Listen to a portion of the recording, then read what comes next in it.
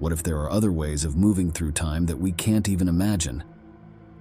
These questions are at the heart of Wheeler's theories, and they're what make time loops so fascinating. John Wheeler was a pioneer in the field of quantum mechanics, and his work on black holes, quantum gravity, and space-time geometry is legendary.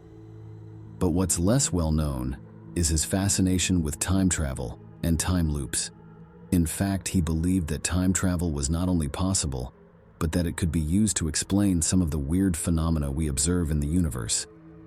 Wheeler's theories on time travel are based on the idea that time is an emergent property of the universe, rather than a fundamental aspect of reality. In other words, time is something that arises from the interactions of particles and fields, rather than being a fixed background against which everything else happens. This idea leads to some pretty wild implications, like the possibility of closed time-like curves, which are essentially time loops. According to Wheeler, if we could create a wormhole or a shortcut through space-time, we could potentially use it to travel back in time. But here's the thing. If we did that, we'd be creating a closed time-like curve, which would essentially be a time loop.